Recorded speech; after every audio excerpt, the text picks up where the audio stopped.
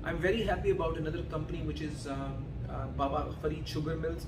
और जब वो टेक ओवर हुई रिसेंटली बाय पत्तों की शुगर ने वो शुगर कंपनी बेची, और वो उसके बाद उन्होंने उसको कवर अप किया और उन्होंने कहा कि कंपनी लॉसेस में थी। कंपनी लॉसेस के बाद उसको थल इंडस्ट्रीज वाले जो हैं, नॉट द थल जूट वाले बट द इंडस्ट्रीज वाले जो ओन करते हैं शुगर मिल्स को, उन्होंने एक्वायर की।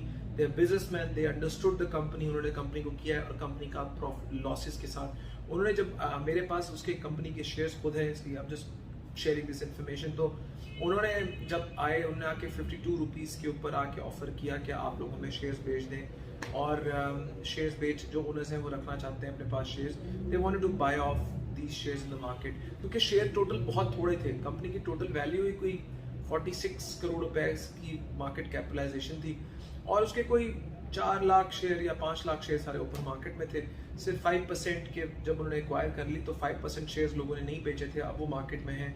उनमें से एक मैं हूँ जिसके पास उस कंपनी के शेयर्स हैं। तो but I knew they were professional people, I knew कि उनकी मैनेजमेंट अच्छी थी, आई नो कि वो उन लोगों को काम का पता है, and they have an honourable business जिसकी बेसिस पे उनके बाकी कंपनीज भी आर डूइंग माशाल्लाह वेल। तो based on this and some common knowledge के लोगों के बारे में कुछ बताया कि इन्फॉर्मेशन कलेक्ट करना बहुत जरूरी है। आई ऑप्टेड टू कीप दो शेयर्स विद मी।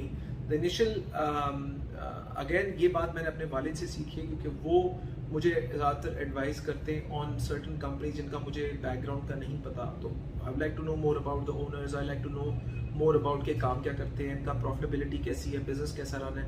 तो इस कंपनी के अंदर शेयर्स जो थे वो मैंने एक्वायर करे थे, और मैंने जब 52 रुपीज़ के ऊपर गवर्नमेंट ने नहीं, इन लोगों ने ऑफर किए कि हम बेच रहे हैं, तो अगर आप लोग बेचना चाहते हैं तो हमें बेच दें।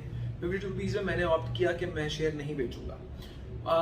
उसमें कंपनी ने पहले साल लॉस डिक्लेयर किया, उसके बाद पहले साल के बाद उनका लॉस थोड़ा रिड्यूस हुआ, और फाइनली पिछले क्वार्टर में उन्होंने अपना ऑपरेटिंग प्रॉफिट रख लिया था, नेट लॉस था।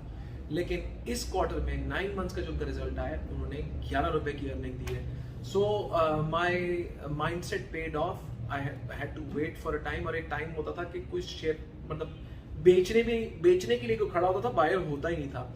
I think the last trade उस शेयर में हुई है तो मैंने ही 500 शेयर्स खरीदे थे, जो इस पे अराउंड आई थिंक 1 महीना पहले कोई 500 शेयर्स जो थे वो मैंने खुद खरीदे थे। तो आई वुड से कि it was, but because I again had this believe कि यार ये कंपनी की management will run this company well, I have faith in the management of, और जो उनकी प्रोफेशनलिज्म के ऊपर मुझे फेथ था।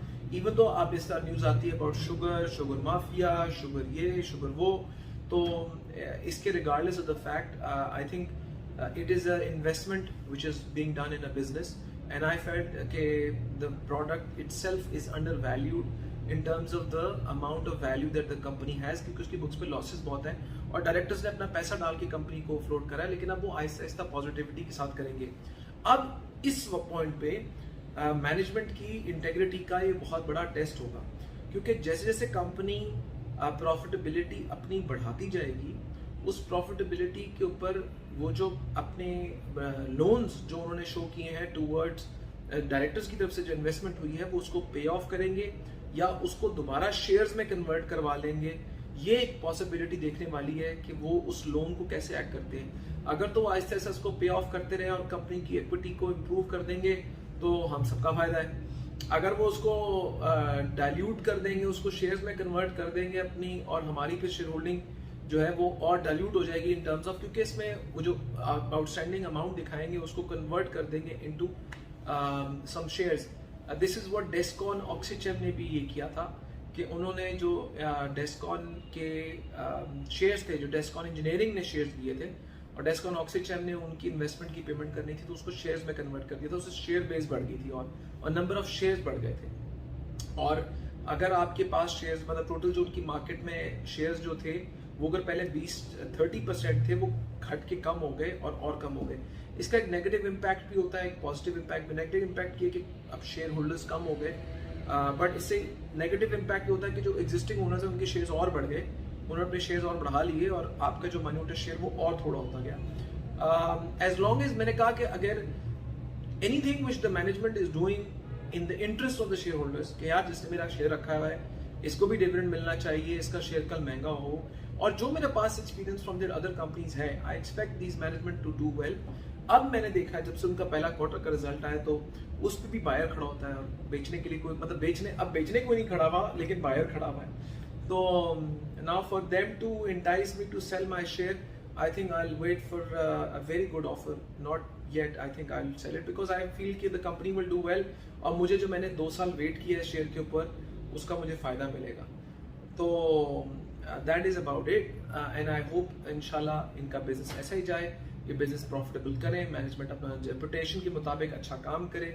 तो Baba Farid sugar mill for me is a buy because I bought it, I have it, but that's again मैं फिर वही कहता हूँ कि मेरा अपना perception।